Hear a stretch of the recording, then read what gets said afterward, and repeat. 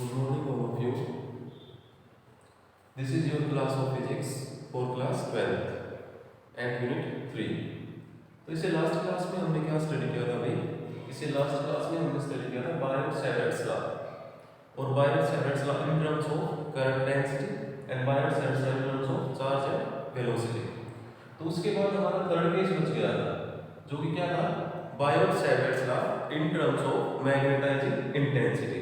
तो आज हम डिस्कस करेंगे Biot Savart's law in terms of magnetising intensity and उसके बाद मैग्नेटिक फील्ड के कंप्लीट वायर के लिए कैसे निकलेगी. ठीक है, देखो हमने क्या सीखा था भाई कि जो बायोट-सैवर्ट्स लॉ है वो क्या है, जैसे आर ये लिख रहा है हमारा ई पॉइंट पे फील्ड निकालते हैं. तो ये हमने डीएल एलिमेंट बना था जो करंट के डायरेक्शन में होता है. ठीक है, हम इस पी पॉइंट पे फील्ड निकाल रहे थे. तो हमने क्या पढ़ा था कि जो बायोट-सैवर्ट्स लॉ है वो सिर्फ एक स्मॉल एलिमेंट की फील्ड निकाल सकता है, पूरी वायर की फील्ड को नहीं निकाल सकता.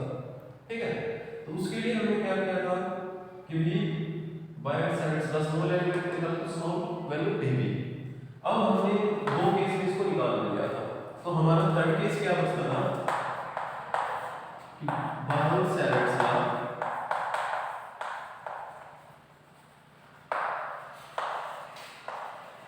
इन टर्म्स ऑफ मैग्नेटाइजिंग इंटेंसिटी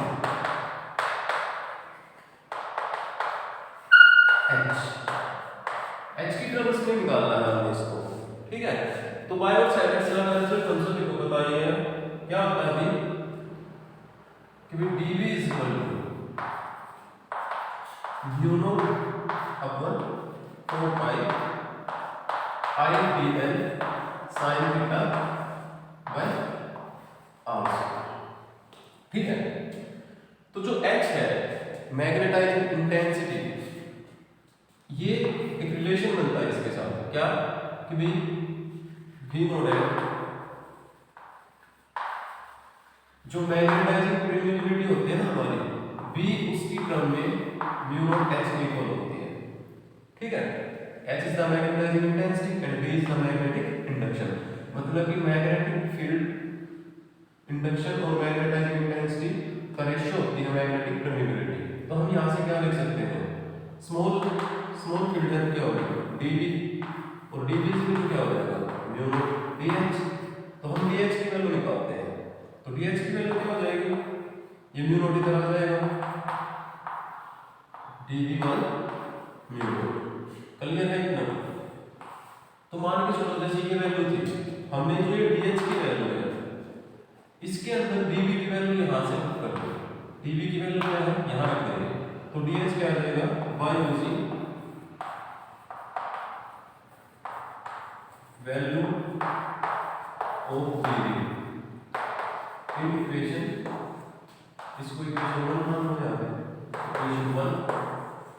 ठीक है, कुछ भी मान लेते हैं.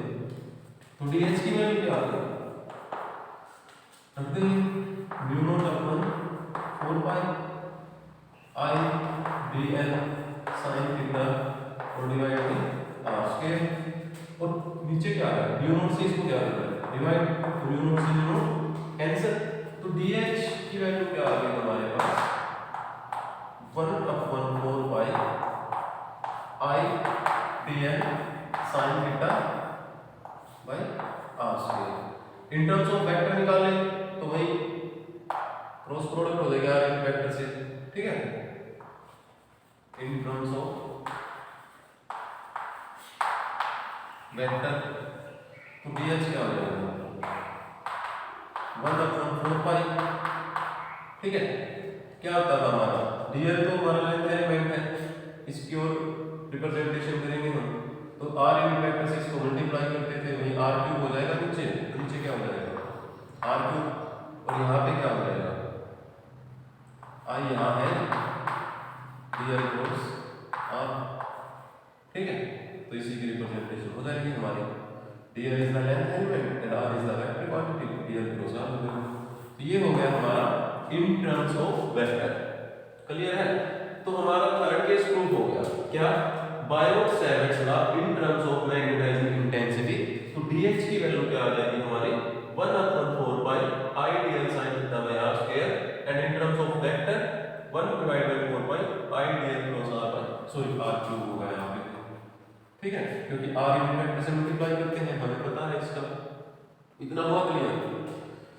ठीक है। इसके बाद क्या है? कुछ फीचर्स है बायोट-सैवर्ट्स लॉ। ये उतार लेना सभी।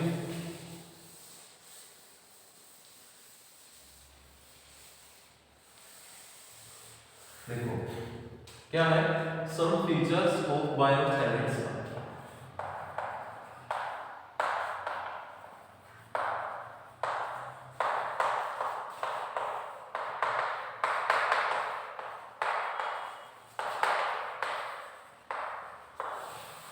देखो क्या है भाई, फर्स्ट फीचर क्या है कि भाई हमारा जो करंट डिस्ट्रीब्यूशन होता है इसमें वो एसिमेट्रिकल होता है। ठीक है? तो बायोट-सैवर्ट्स का एसिमेट्रिकल करंट डिस्ट्रीब्यूशन के लिए वैल्यू होता है। ठीक है? मतलब कि जो करंट होगा वो पूरी वायर में डिस्ट्रीब्यूट होगा, हमारा मतलब कि पूरी वायर में से फ्लो करेगा, लेकिन हम किसी स्मॉल वैल्यू के निकालते हैं। ठीक है? और हमने दूसरा चीज क्या है, it is value for asymmetrical current distribution.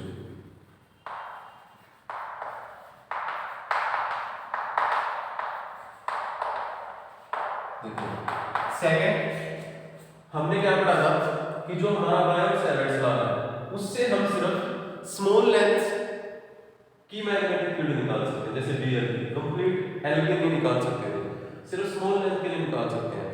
तो ये लॉ है जो वो सिर्फ वैलिड है या एप्लीकेबल है सिर्फ किसके लिए? स्मॉल लेंथ के कंडक्टर्स के लिए। ठीक है? तो it is applicable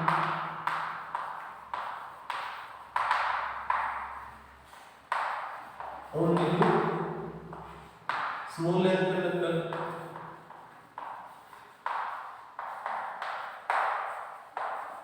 carry current, तो सिर्फ इतना लिखना। ठीक है? थर्ड भाई प्रैक्टिकली ये चीज काफी डिफिकल्ट होती है क्योंकि जो हमारे कंडक्टर्स होते हैं उनकी कुछ ना कुछ लेंथ ज्यादा ही होगी। तो एक स्मॉल लेंथ का कंडक्टर प्रैक्टिकली डेमोंस्ट्रेट करना, कंसीडर करना काफी डिफिकल्ट होता है। तो इस लॉ को प्रैक्टिकली हम क्या करते हैं भाई, प्रैक्टिकली वेरीफाई करना इतना इजी नहीं है। तो क्या हुआ भाई, it is difficult to verify Biot Savart's law practically.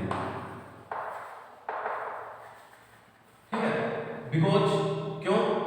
क्योंकि प्रैक्टिकली हम एक स्मॉल लेंथ का कंडक्टर कैरी करना इजी नहीं होता हमारे लिए। मतलब एक छोटी सी लेंथ का कंडक्टर बनाना प्रैक्टिकली काफी डिफिकल्ट प्रोसेस है। एक काफी स्मॉल लेंथ का कंडक्टर बनाएंगे। ठीक है? तो इसलिए क्या होता है, difficult to verify Biot Savart's law practically because it is not easy to demonstrate या डेमोंस्ट्रेट है conductor of very small length. ठीक है? कि हम एक स्मॉल लेंथ का कंडक्टर इजीली नहीं बना सकते, इसीलिए इसको हम प्रैक्टिकली डिफिकल्ट बोलते हैं वेरीफाई करना। Fourth, it is proportional to Coulomb's law.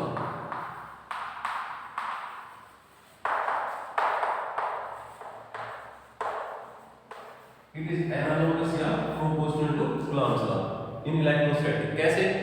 Coulomb's law में भी इनवर्स स्क्वायर लॉ को भी करता है, ये भी करता है। ठीक है? तो उसमें भी जो हमारा फोर्स होता है वो स्क्वायर ऑफ द डिस्टेंस के इनवर्सली प्रोपोर्शनल होता है। कूलॉम्स लॉ ने इसको स्टडी किया था, force is inversely proportional to square of the distance. तो यहां पे भी हमारी फील्ड क्या होती है, इनवर्सली प्रोपोर्शनल टू स्क्वायर। और वहां पे फोर्स क्या होता है, directly proportional to product of charge. और यहां पे भी dP क्या होती है हमारी, डायरेक्टली प्रोपोर्शनल टू करंट। ठीक है? या फिर हम क्या बोलते हैं, चार्ज के।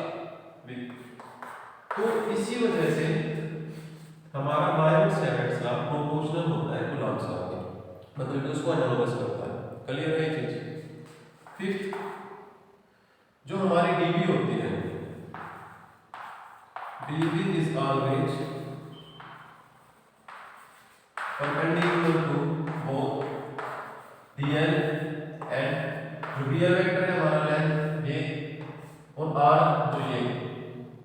दोनों के क्या होते हैं मैग्नेटिक फील्ड परपेंडिकुलर डिस्टेंस में प्रोड्यूस होती है। क्लियर है? कोई प्रॉब्लम?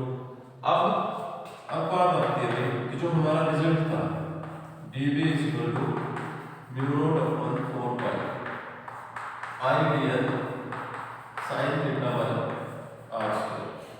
देखो जो dB की वैल्यू है म्यू नॉट कांस्टेंट है 4 पाई कांस्टेंट है, ठीक है। r वैल्यू कर सकते हैं करंट को लिए कि ओवरऑल हमारी ये थीटा पे डिपेंड करती है।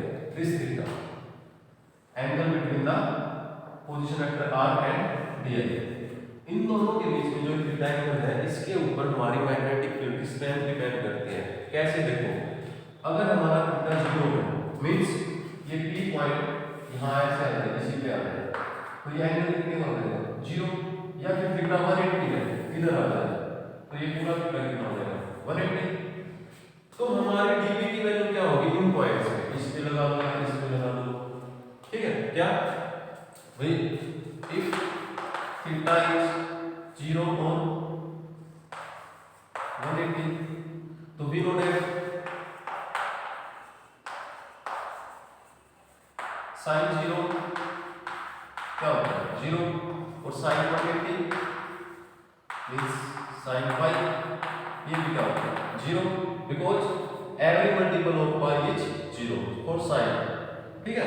sin के जितने भी मल्टीपल्स होते हैं n pi लगा दो आप तो 0 ही होता है। Every multiple 1 pi 2 pi 3 pi 5 pi हर मल्टीपल sin का 0 होगा। क्लियर है ये चीज? तो ये वैल्यू ध्यान रखेंगे। देन dB की वैल्यू क्या हो जाएगी mu naught divide by 4 pi I dl sin 0 divide by r square, और sin 0 इज 0 तो पूरी टर्म क्या होगी 0। तो हमारी फील्ड जो मैग्नेटिक फील्ड है dB वो अगर थीटा 0 हो जाए तो या फिर थीटा 180 हो जाए तो दोनों पॉइंट्स पे क्या होती है 0 होती है। तो dB की वैल्यू क्या आ गई 0। ये केस 1 मान लो, ठीक है। और केस 2 क्या होगा अगर ये परपेंडिकुलर हो जाए बिल्कुल, ये dl वेक्टर और ये यहां आ जाए जैसे ये पॉइंट एक दूसरे के साथ 90 डिग्री एंगल होगा तो क्या होगा भाई हमें पता है sin 90 की वैल्यू क्या होती है 1, तो in theta is 90 degree then we know that sin 90 is 1, ठीक है। sin 90 की वैल्यू 1 होती है, so dB is equal to mu naught upon 4 pi I dl sin 90 divide by r square, और sin 90 क्या होता है 1, तो dB की वैल्यू क्या आ गई म्यू नॉट अपॉन 4 पाई, अभी ये इसकी वैल्यू निकालो I dl by r square because sin 90 is 1, ठीक है। तो ये आ रहा है यहाँ पे आपकी फील्ड मैक्सिमम होती है, कितनी होती है मैक्सिमम, मतलब कि अगर P पॉइंट परपेंडिकुलर है टू द dl वेक्टर तो फील्ड होगी मैक्सिमम, 0 में या 180 में होगी मिनिमम, मींस मिनिमम से मैक्सिमम फिर मैक्सिमम से वापस मिनिमम, तो फील्ड ऐसे जाती है हमारी, ठीक है ना। यहाँ मिनिमम होगी सबसे, फिर ऐसे बढ़ती चली जाएगी, परपेंडिकुलर होने पे मैक्सिमम हो जाएगी, फिर से मिनिमम होनी स्टार्ट हो जाएगी। तो हमारी फील्ड पहले ही करती है ऐसे 0 से मैक्सिमम फिर मैक्सिमम से 0। क्लियर है ये चीज?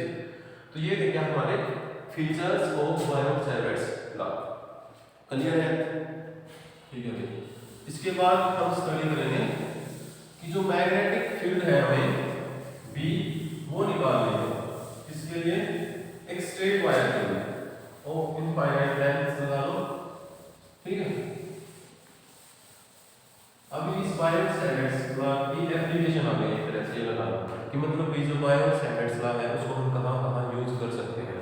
तो हमें पता है कि हम स्मॉल कंडक्टर्स की मैग्नेटिक फील्ड निकाल सकते हैं, या फिर हम एक स्ट्रेट वायर की भी मैग्नेटिक फील्ड कैसे निकाल सकते हैं इससे, ठीक है। स्मॉल लेंथ पे तो हमें पता ही है, फिर उसकी पूरी लेंथ की मैग्नेटिक फील्ड कैसे निकालेंगे, उसके लिए हमें क्या करना पड़ेगा, टर्म्स को इंटीग्रेट करना पड़ेगा। तो टॉपिक क्या है आपका magnetic field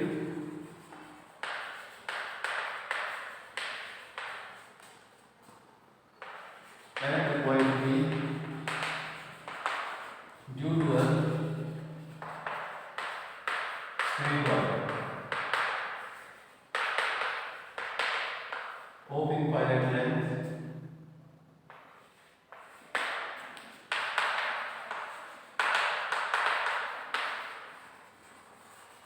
length carry current, ठीक है। एक स्ट्रेट लाइन कंसीडर करेंगे और 50 पॉइंट मान लेंगे उसके अराउंड, जिसमें से आई करंट कैरी करता है। तो देखो सबसे पहले क्या करेंगे कि let us consider straight line, ठीक है। ए बी मान लो of length L, capital L, if I is the current flowing through it, I क्या है एक करंट है इसमें जो फ्लो कर रहा है, तो हम एक P पॉइंट मानते हैं, मतलब कि इससे परपेंडिकुलर डायरेक्शन में मान लिया, सेंटर पे ना मान के कहीं और मान लो, क्योंकि देखो फील्ड कहीं भी निकाल सकते हैं, इस पॉइंट पे यहाँ पे कहीं पे भी निकाले, इस पूरी वायर पे कहीं पे भी निकाल सकते हैं। तो हमने मान लिया कि एक P पॉइंट है हमारा, जो यहाँ से 90 डिग्री एंगल पे है, ए डिस्टेंस मान लो, क्या मान ली ए डिस्टेंस पर है। तो हमने क्या किया कि भाई हमने एक स्मॉल लेंथ एलिमेंट कंसीडर किया, स्मॉल लेंथ एलिमेंट को क्या मानते हैं रियल, ठीक है। तो यहाँ से ये बी पॉइंट कितनी डिस्टेंस पे होता है, आर डिस्टेंस पे, हमें पता है भाई जो स्मॉल लेंथ मानते हैं उससे बी पॉइंट आर डिस्टेंस पे होता है, एंगल कितने का होता है, मेकिंग एन एंगल थीटा। इतना क्लियर है। बायट साइड्स लॉ का भी डायग्राम बना लेते हो कि भी पी पॉइंट था डीएल वेक्टर से आर डिस्टेंस पे है, थीटा एंगल के साथ है, और इस पी पॉइंट की ही यहां से परपेंडिकुलर डिस्टेंस हमने मान ली थी, ठीक है। तो इसी पॉइंट को हम कैसे रिप्रेजेंट कर रहे हैं, इसको वो कंसीडर कर लो, ठीक है, और इसको मान लिया हमने सी लगा सी, और जो ये लेंथ है ये हमने मान ली थी एल, क्या एल। अब कंप्लीट वायर की लेंथ इनफाइनाइट मानो, कैपिटल एल मानो, वो तो बात की बात है। पहले हम क्या करेंगे, इस पी पॉइंट पे फील्ड निकालेंगे इस स्मॉल लेंथ एलिमेंट डीएल की वजह से, फिर क्या कर सकते हैं उसी रिजल्ट को इंटीग्रेट कर सकते हैं यहां से यहां, कैसे, एक एंगल हमने यहां से मान लिया कि भाई अगर यहां से जो पी पॉइंट है इसके साथ एंगल मान लो 5, और जो ये पी और इसके बीच में एंगल है ये मान लिया हमने 5, क्या 5 मान लेते हैं, ठीक है। तो यहां से ये एंगल होगा पी पॉइंट के साथ, इस एंगल को जो ये एक्सिस है यहां से यहां तक हमने ये एंगल मान लिया 5, क्या मान लिया 5। तो देखो अगर हम 5 के लिए निकालें तो यहां से यहां तक निकल जाएगा, या इस 5 को हम कहीं पे भी रख सकते हैं, यहां पे हो, ये हो सकता है ये पॉइंट, इस पॉइंट से इस पॉइंट तक निकल जाए, यहां से यहां हो तो इस पॉइंट की इतनी मैग्नेटिक वायर की फील्ड निकल जाए, जैसे अब ये पॉइंट यहां पे 5 एंगल है तो इतने की फील्ड निकल जाएगी हमारी। अगर ये पॉइंट यहां तो पी से जो 5 एंगल यहां होता तो इतने की, अब ये जैसे यहां है पूरी वायर की फील्ड निकाल सकते हैं इंटीग्रेट करके, ऊपर भी ऐसे निकाल सकते हैं, ठीक है। तो ये डायग्राम है, इसमें कोई प्रॉब्लम है किसी को?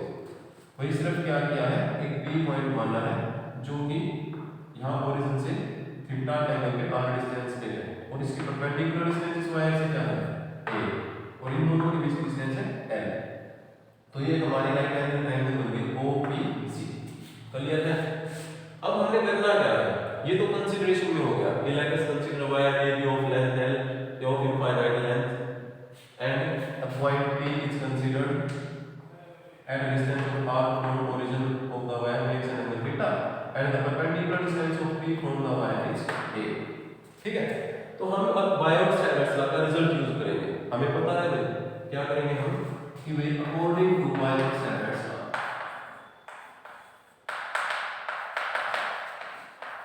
अकॉर्डिंग टू बायोट-सैवर्ट्स लॉ, देखो बायोट-सैवर्ट्स लॉ क्या होता है भाई, सभी को पता है क्या कि भाई dB is equal to mu naught upon 4 pi I dl sin theta by r square, ये इक्वेशन हमने फर्स्ट, ठीक है। अब देखो करना क्या है, सिर्फ कुछ नहीं करना, हमें इस ट्रायंगल से हमें तीन वैल्यूज निकालनी है, sin थीटा की वैल्यू एक तो इसकी, एक इस r स्क्वायर की, और एक dl किसकी टर्म्स में, इन तीनों की वैल्यू पाई की टर्म्स में निकालेंगे।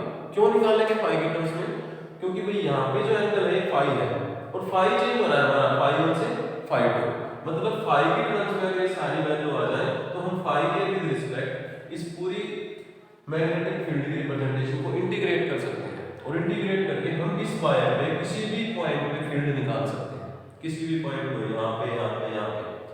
तो हमें ये तीनों वैल्यूज इसकी टर्म में कन्वर्ट करनी है हमें फाई की टर्म्स में। तो हमें कुछ नहीं करना, ये फर्स्ट इक्वेशन है dl की sin थीटा की और r स्क्वायर की वैल्यू निकाल के इसमें पुट कर दो। सिर्फ क्या करना है, ये तीनों वैल्यूज निकाल के इसमें पुट कर देना है। और कहां से निकलेंगे तीनों वैल्यू? यहां से।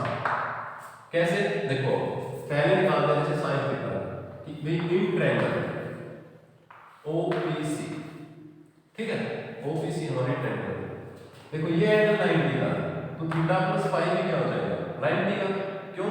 Theta plus phi is equal to 90 degree, because the sum of angle is 180, ठीक है, sorry the sum of angles of triangle is 180। तो क्या लिखेंगे हम, in triangle OPC theta plus phi is equal to 90 degree, ठीक है भाई। Phi की रिप्रेजेंटेशन में हम निकालते हैं, ठीक है, थीटा की वैल्यू क्या आ जाएगी 90 माइनस फाई, ये आ जाएगी थीटा की वैल्यू क्या आ गई, यहाँ से पाई इधर चला गया 90 माइनस फाई। तो देन साइन थीटा को हम क्या लिख सकते हैं, थीटा की जगह साइन 90 माइनस फाई, और साइन 90 माइनस समथिंग क्या होता है कोस फाई के इक्वल, साइन 90 प्लस थीटा है, साइन 90 माइनस थीटा क्या होता है कोस थीटा के इक्वल होता है। तो हम क्या लिखेंगे इसको कि sine theta is equal to आ गया कोस फाई, सेकंड इक्वेशन आ गई। ये क्यों आई? क्योंकि हमें पता है साइन 90 प्लस थीटा हो या माइनस थीटा हो, तो किसी को होता है कोस थीटा। ट्रिग्नोमेट्रिक रेशियो 90 पे चेंज हो जाती है, क्लियर है? तो एक इक्वेशन आ गई, sine theta is equal to किसके इक्वल आ गया कोस फाई, तो एक वैल्यू निकल गई। अब किसकी निकालेंगे, r की। तो r का है ये ना हाइपोटेन्यूज, और हमें किसकी टर्म में निकालना है तो इसको फाई के टर्म्स में। तो फाई ये एंगल है, तो फाई के साथ में ये क्या होगा बेस, ये क्या होगा परपेंडिकुलर। तो बेस और हाइपोटेन्यूज का रिलेशन निकालने में क्या निकलेगा हमारा कोस फाई, तो इसके लिए हमें कोस फाई निकालना है, ठीक है ना। तो now in triangle OPC cos phi is equal to, cos phi की वैल्यू निकालेंगे, तो कोस फाई क्या होगा, this is base, this is hypotenuse, तो base by hypotenuse, cos phi होता है हमारा बेस बाय हाइपोटेन्यूज। और बेस की वैल्यू क्या है CP, और हाइपोटेन्यूज की वैल्यू क्या है OP, और CP को हम क्या लिखेंगे A बाय R। तो कोस फाई हमारा हो गया भाई A बाय R, और R की वैल्यू क्या होगी A by cos phi, this is equation 3। तो R की वैल्यू भी आ गई, देखो ये वैल्यू आ गई थी साइन थीटा की, ये वैल्यू आ गई R की, R की वैल्यू क्या आ गई A by cos phi, clear है। अब किसकी वैल्यू निकालेंगे dl की, तो dl अब इसी ट्रायंगल में l निकालना है हमें, किसकी टर्म्स में, ये l फाई की टर्म्स में, तो ये l यहाँ पे क्या है परपेंडिकुलर, ठीक है, और ये क्या है बेस। तो इसके लिए हमें l निकालने के लिए, मतलब dl की वैल्यू फाई की टर्म्स में निकालने के लिए हम इसी ट्रायंगल से टेंजेंट फाई निकालेंगे। देखो फर्स्ट हमने क्या किया, थीटा फाई की टर्म्स में निकाल दिया, क्लियर है। सेकंड हमें r की वैल्यू निकालने के लिए इस ट्रायंगल से क्या निकाला कोस फाई। तो बस यही याद रखना आपको कि भी फर्स्ट के लिए तो थीटा प्लस फाई 90, तो theta is equal to 90 minus phi. r की वैल्यू निकालने के लिए इसी ट्रायंगल से क्या निकालेंगे कोस फाई, ये निकाल दिया। और l की वैल्यू इसी ट्रायंगल से निकालने के लिए हम क्या निकालेंगे इसी ट्रायंगल से टेंजेंट फाई। तो अब क्या करेंगे, now from triangle OPC tangent phi की वैल्यू निकालेंगे। टेंजेंट क्या होता है परपेंडिकुलर बाय बेस, तो परपेंडिकुलर क्या है इस ट्रायंगल में OC बाय बेस क्या है CP, मतलब कि L बाय A, क्लियर है। तो L by A is equal to क्या होगा टेंजेंट फाई, ठीक है, और L इज इक्वल टू क्या होगा A टेंजेंट फाई, क्लियर है। लेकिन हमें क्या निकालना है, हमें निकालना है dl। तो हम क्या करेंगे, इस इक्वेशन को फोर्थ मान लेते हैं और इस l को हम फाई के विद रिस्पेक्ट डिफरेंशिएट कर देंगे। क्या कर देंगे? फाई के विद रिस्पेक्ट डिफरेंशिएट। तो by differentiating equation 4 with respect to phi we get dl by dy, मतलब l को डिफरेंशिएट कर दिया फाई के विद रिस्पेक्ट। तो इधर क्या हो जाएगा? एक टेंजेंट फाई का डिफरेंशिएशन क्या होता है? ट्रिग्नोमेट्रिक फंक्शंस पढ़े हैं तो टेंजेंट फाई का डिफरेंशिएशन होता है सीकेंट स्क्वायर फाई। क्या हो जाएगा यहाँ पे? a सीकेंट स्क्वायर फाई और dl की वैल्यू क्या आ जाएगी? ये d फाई इधर चला जाएगा a secant square phi d phi. तो ये आ गई हमारे पास dl की वैल्यू। तो देखो तीनों वैल्यूज हमने निकाल दी। sin theta is equal to cos phi, r is equal to a by cos phi and dl is equal to a secant square phi d phi. Clear है ये चीज? इसमें कोई प्रॉब्लम? तो अभी ये तीनों वैल्यूज हमने यहां पुट कर दी इक्वेशन 1 में। तो हम क्या करेंगे? बाय यूजिंग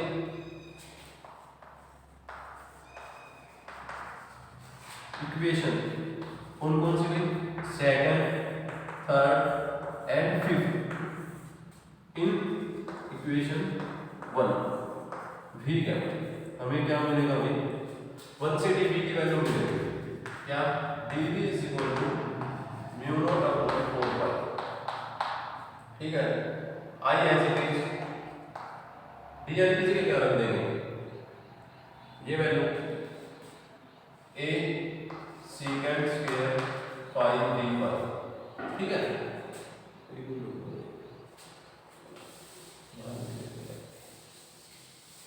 क्या dv is equal to mu naught upon 4 pi i और dr की वैल्यू आ गई a secant square phi d phi और नीचे r की वैल्यू क्या आ गई? a by cos फाई और r स्क्वायर है तो दोनों का क्या हो जाएगा? स्क्वायर। ठीक है, और साथ में क्या sin थीटा और sin थीटा की जगह क्या? cos phi. ठीक है, तो ये आ गई हमारी dv की वैल्यू। क्लियर है इतना सभी को? तो अब इससे आगे हमें क्या करना है? देखो ये तो आगे ना सभी देखो a स्क्वायर से a cancel, dv is equal to mu naught upon 4 pi i secant square phi cos phi और d फाई और जो ये है a divide by cos square phi है। तो हमें पता है भाई देखो कि 1 पाई cos फाई जो होता है वो secant फाई के इक्वल होता है। किसके इक्वल होता है? secant फाई के। तो cos स्क्वायर फाई किसके इक्वल होता है? secant square phi. तो 1 divide by cos square phi को हम क्या लिख सकते हैं? secant square phi. मतलब ये 1 बाय cos फाई है, इसको हमने ऊपर लिखा secant स्क्वायर फाई यहां से। तो इस secant स्क्वायर फाई से ये प्रॉब्लम कैंसिल। तो dv इज इक्वल टू क्या आ गया? Mu naught upon 4 pi i cos phi d phi by a। ये आ गई हमारी value of small magnetic field at point p for this reason. ठीक है, लेकिन अब हमें अगर कंप्लीट रीजन पे निकालना, मतलब कि पूरे पोर्शन पे कहीं पे भी निकालें, तो देखो हमारे पास दो वेरिएशन है, फाई 1 और फाई 2। और जो फाई 1 है ये बिलो द एक्सिस है तो नेगेटिव रीजन में चली गई। जैसे कि हमारे प्रोपोर्शनल एक्सिस होते हैं, ये x होता है, ये माइनस ऑफ x, ये y और ये माइनस ऑफ y। तो इधर आ गया ये माइनस ऑफ y, मतलब कि ये एंगल माइनस में चेंज होगा और ये किसमें होगा? प्लस में। तो हम क्या करेंगे? इस इक्वेशन को नाम दे देते हैं हमें 6 और इस 6 इक्वेशन में dv है और b वैल्यू निकालने के लिए हमें क्या करना पड़ेगा? इसको इंटीग्रेट। क्या करेंगे? इंटीग्रेट। बोथ साइड इस इक्वेशन को इंटीग्रेट करेंगे और इस तरफ लिमिट्स क्या होगी? माइनस फाई 1 से फाई 2। माइनस फाई 1 को because it is below the tangent axis. ठीक है, तो देखो now by integrating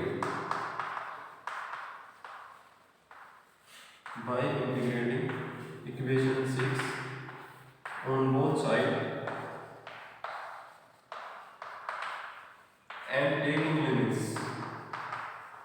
taking limits on right hand side RHS minus of 5 से 5। तो देखो हमें क्या मिलेगा, इधर इंटीग्रेशन का साइन लगा दिया dv, और इधर हो गया भाई लिमिट्स हो गई -5 से 5 mu naught I upon 4 pi a cos five theta. इतना हो गया भाई, इतना क्लियर है सभी। अब देखो mu naught is constant, current flowing through the circuit is constant, 4 pi भी कांस्टेंट और a भी कांस्टेंट, ये तो फिक्स है हमारा भी। तो हमें इंटीग्रेशन सिर्फ फाई के टर्म्स में निकालना है, तो इसको छोड़ के cos फाई को छोड़ के सारे कांस्टेंट हैं, और कांस्टेंट का इंटीग्रेशन हम नहीं कर सकते, तो इनको क्या रखेंगे, बाहर रख लेंगे। इंटीग्रेशन के अंदर सिर्फ क्या आ जाएगा, cos फाई, ठीक है। तो अब इससे आगे इंटीग्रेशन करेंगे भाई, ये उतार लेगा हमारे से, ठीक है। तो अब हम क्या करेंगे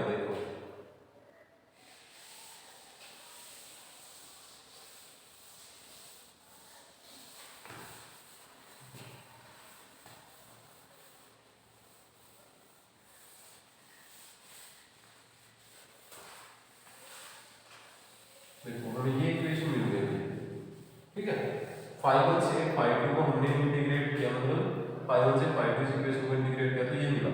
तो इधर तो डिफरेंशिएशन और इंटीग्रेशन एक दूसरे के रिवर्स होते हैं, उसी से कैंसिल होकर क्या मिल जाएगा b, और b की वैल्यू यहां से म्यू नॉट I अपॉन 4 पाई, ये कांस्टेंट सारे बाहर निकल गए। इंटीग्रेशन के अंदर सिर्फ क्या बचा, cos फाई d फाई। और cos का इंटीग्रेशन क्या होता है, cos का इंटीग्रेशन होता है प्लस sin फाई, ठीक है। cos का डिफरेंशिएशन माइनस sin होता है और इंटीग्रेशन क्या होता है प्लस। तो हम क्या लिखेंगे इसको देखो, b is equal to mu naught I upon 4 pi a। जैसे ही इंटीग्रेशन करेंगे साइन हट जाएगा, तो cos फाई का इंटीग्रेशन क्या होगा अभी, sin फाई, ठीक है। और लिमिट्स कहां चली गई, पीछे। देखो ये चीज होती है, हमें पता है कि भाई इंटीग्रेशन ऑफ sin थीटा क्या होता है, माइनस cos थीटा, और इंटीग्रेशन ऑफ cos थीटा क्या होता है, sin थीटा, ठीक है। तो इस फॉर्मूले से हमने sin का इक्वल रख दिया, ठीक है, प्लस c कांस्टेंट होता है, वो कांस्टेंट नहीं है, कोई वेरिएशन नहीं है, तो हमने इसको निकाल लिया। अब क्या करते हैं, लिमिट्स रखते हैं। लिमिट्स मतलब ये अपर लिमिट होती है, ये लोअर, तो पहले रखते हैं अपर लिमिट, फिर रखते हैं लोअर, और रखते कहां है, उस वैल्यू की जगह जिसके विद रिस्पेक्ट हमने इंटीग्रेट किया। तो हमने इंटीग्रेट किसके विद रिस्पेक्ट किया, फाई के। तो फाई जहां पे देखिए वहां एक बार फाई टू, एक बार फाई, तो फाई की जगह फाई टू, तो क्या होगा, b is equal to mu naught I upon 4 pi, पहले रखा sin फाई टू, क्लियर है, और minus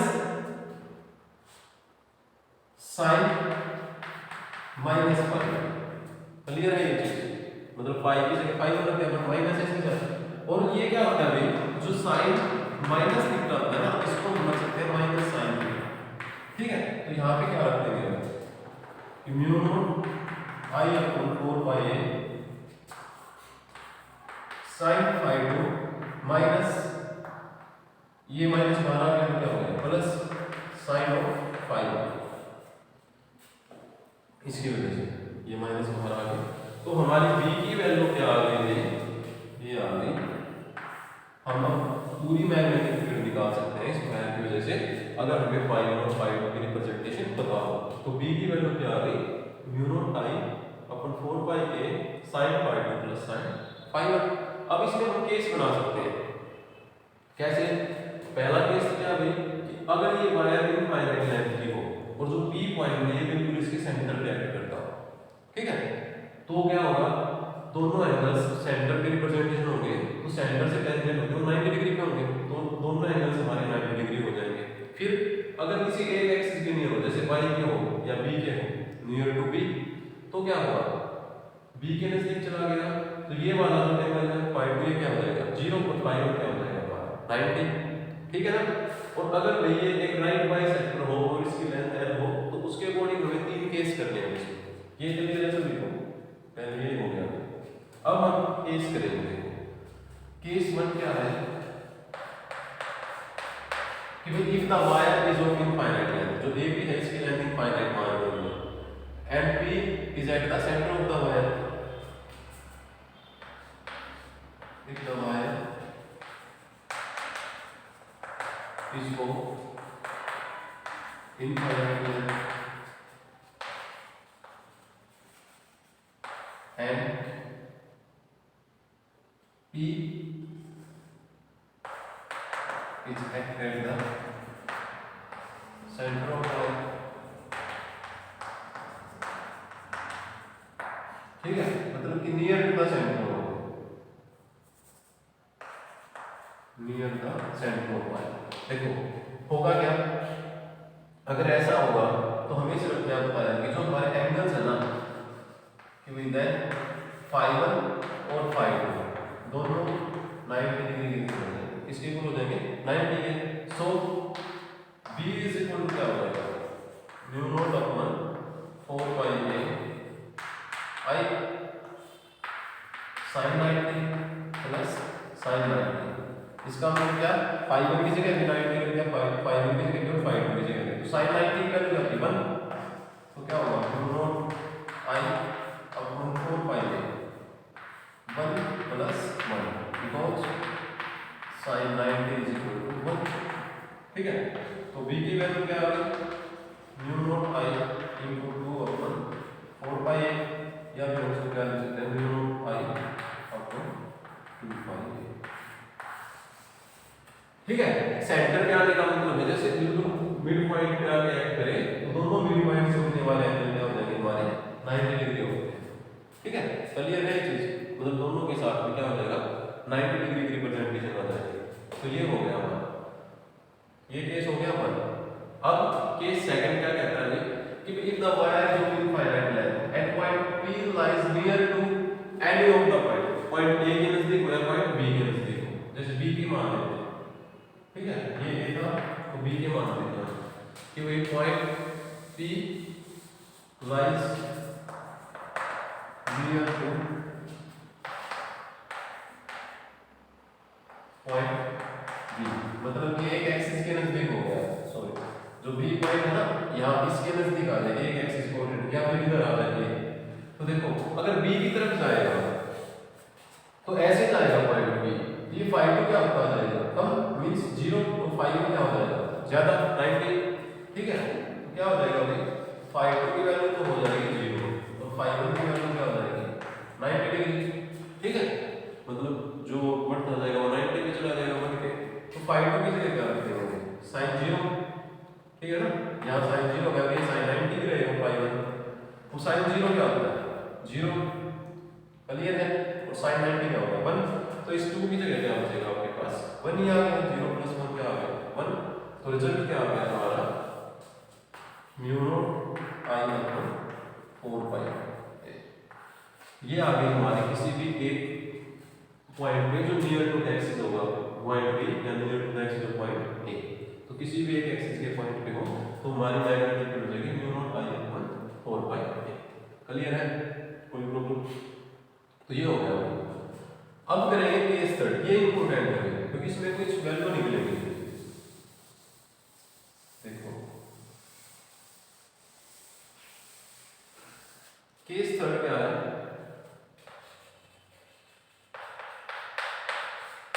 if the wire is of finite length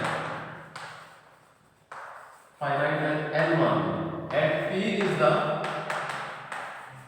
right bisector of wire। अगर P बिल्कुल इसको इक्वल पार्ट्स में डिवाइड हो गया, देखो मतलब कि जो पूरी वायर थी हमारे, सॉरी देखो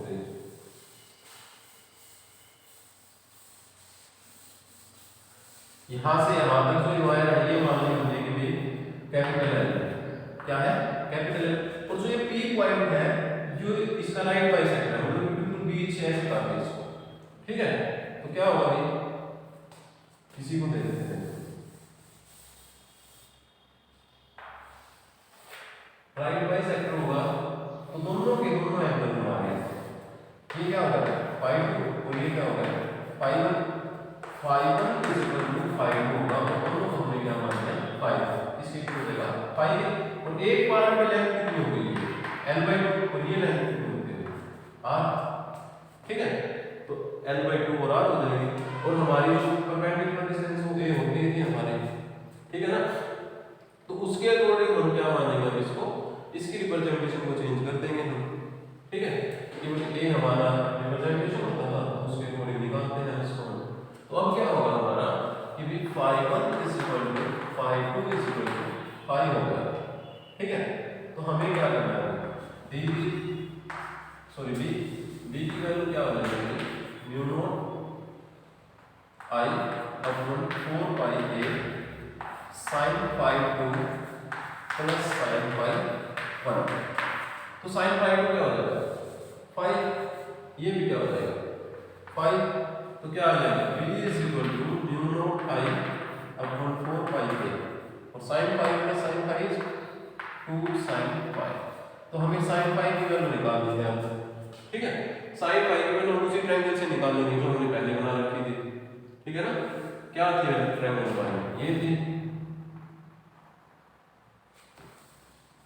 कि भाई ये था, ये एंगल हमारा थीटा था, ये क्या था फाई था, ये a था, ये l था, और ये क्या था r, और इस l को हम क्या मान सकते हैं L/2, क्यों, क्योंकि हाफ पोर्शन पे चलेगा ये, क्लियर है ना।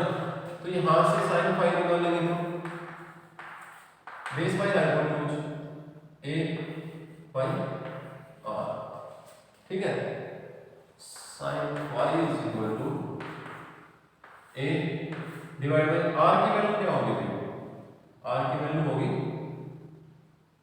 This plus this square under the root, ठीक है। तो क्या हो जाएगी L/2 का स्क्वायर प्लस a का स्क्वायर अंडर द रूट, क्लियर है। क्यों, perpendicular square plus base square under according to Pythagoras theorem. तो हाइपोटेन्यूज क्या होता है, perpendicular square plus base square. तो sin phi आ गया हमारा दिस, ठीक है। होता क्या है, सॉरी एक मिनट रुकना भाई, sin phi होता है हमारा परपेंडिकुलर बाय हाइपोटेन्यूज, तो सॉरी परपेंडिकुलर क्या है L/2, तो L/2 this is perpendicular, this is base and this is hypotenuse, तो परपेंडिकुलर बाय हाइपोटेन्यूज, तो L/2 divide by L/2 square plus a square, this equal to यार, तो b equal to क्या आ जाएगा mu naught I upon 4 pi a 2 of L/2 upon L/2 का square plus a square under the root, ठीक है। इसको और सोल्व करना है तो कर लेना, इसका स्क्वायर रूट क्या, स्क्वायर बाय 4a स्क्वायर हो जाएगा, 2 बाहर निकल जाएगा, उससे कैंसिल हो जाएगा, तो ये आ जाएगा। तो this is the magnetic field when the point P is at the right bisector of the wire, clear है ये चीज, कोई प्रॉब्लम इसमें, ठीक है। अब क्या है इसकी डायरेक्शन, कि जो मैग्नेटिक फील्ड है उसकी डायरेक्शन किस रूल से निकलती है हमारी, राइट हैंड थंब रूल, वहीं करंट की डायरेक्शन के अकॉर्डिंग ये राइट हैंड थंब रूल होता है हमारा, इसी से निकाल लेंगे कि भाई if the direction of current is upward then the direction of magnetic field is inward, और अगर डाउनवर्ड होगा तो आउटवर्ड, ठीक है ना, या क्लॉकवाइज एंटी क्लॉकवाइज। तो ये है इतना, इसमें कोई प्रॉब्लम है किसी की, ठीक है, इसको उतार लेना।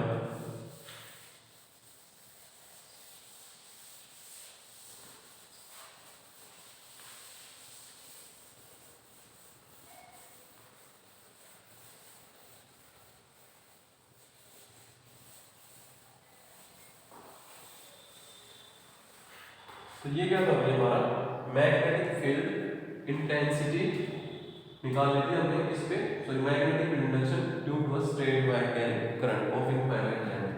अब अगर हम एक सर्कुलर लूप पे निकाल लेंगे, ठीक है, कि मैग्नेटिक फील्ड निकालनी है एट द सेंटर, कहां पे निकालनी है, सेंटर पे, centre of the circular loop. इसका मतलब क्या होगा कि हम एक वायर लेते हैं, जैसे एक वायर है और उसको हमने एक सर्कुलर लूप की फॉर्म में बना दिया, तो कुछ उसका ओरिजिन क्या हो जाएगा सेंटर, कि भी late us consider the wire in the form of a circular loop, जैसे ये हो गया, ठीक है। मान लो ये आई करंट इसमें से क्या कर रहा है, आई करंट फ्लो कर रहा है, ठीक है। तो हमने ये एक वायर उसको ऐसे सर्कुलर लूप बना लिया, और इसमें से आई करंट क्या हो रहा है हमारा फ्लो कर रहा है और इसके ओरिजिन पे यहाँ ओ पॉइंट पे ये इसका ओरिजिन हो गया। अब ये वायर जब हमने एक सर्कल बनाया है कुछ ना कुछ इसकी रेडियस भी होगी, मतलब हम ये मान लेते हैं कि यहाँ पे हमने स्मॉल लेंथ एलिमेंट कंसीडर किया क्या dl, इस लेंथ एलिमेंट को क्या मानते हैं dl। तो इस dl से इस जो ओरिजिन है हमारा इस dl से इसकी डिस्टेंस क्या होगी हमने मान ली r, ठीक है। तो ये है कि let us consider the wire of length l लगा लो या सर्कमफ्रेंस की तरफ में आ जाएगी हमको ये, ठीक है। Late us consider the wire of length l converted in the form of a circular loop of radius r, and if dl is the small element, calculate the magnetic field at point o, मतलब centre पे निकालेंगे with respect to dl, ठीक है। तो अब हमें करना क्या है, ये कंस्ट्रक्शन हो गई हमारे पास, वहीं हमें बायो सेवर्ट्स लॉ यूज करना है। और पहले ये देखो ये dl है हमारा और ये क्या है रेडियस। अच्छा एक चीज हमें पता है कि जब भी कोई सर्कल होता है हमारा, जैसे एक सर्कल है इसमें कोई टेंजेंट ड्रा किया जाता है, टेंजेंट भी हमारा dl है in the direction of current, वो हमेशा रेडियस के साथ में रेडियस ऑफ द सर्कल के साथ कितने का एंगल बनाता है 90 डिग्री, मतलब कि the tangent drawn on a circle is always perpendicular to the radius of the circle. तो इसका मतलब यहां पे ये एंगल कितना हो गया 90 डिग्री, तो dl और r के बीच में एंगल आ गया 90 डिग्री। अब हम बायो सेवर्ट्स का यूज करेंगे कि भी according to Biot Savart's law हमें पता है क्या होता है dv is equal to mu naught upon 4 pi I dn sin theta by r square। ये इक्वेशन होती है बायो सेवर्ट्स लॉ का। थीटा कितना है हमारे पास 90 डिग्री, तो क्या होगा if theta is equal to 90 degree then dv is equal to क्या होगा mu naught upon 4 pi I dn sin 90 divide में r स्क्वायर, ये हो गया, ठीक है। sin थीटा किसके क्या आ गया sin 90। अब इस sin 90 की वैल्यू क्या होती है हम, तो dv की वैल्यू क्या बनाएंगे mu naught upon 4 pi I dn upon r square because of sin 90 is equal to 1। हमें पता है कि sin 90 1 इक्वल होता है, इतना कर लिया है। तो ये dv की वैल्यू आ गई, हमें क्या करना है, हमें तो v चाहिए भी, तो हम इसको क्या करेंगे वही इंटीग्रेट इस इक्वेशन को साइड में मान लो। Now by integrating equation 2 with respect to length element dl, ठीक है। dl के लिए और dl ही वैरी हो सकता है हमारा, ठीक है।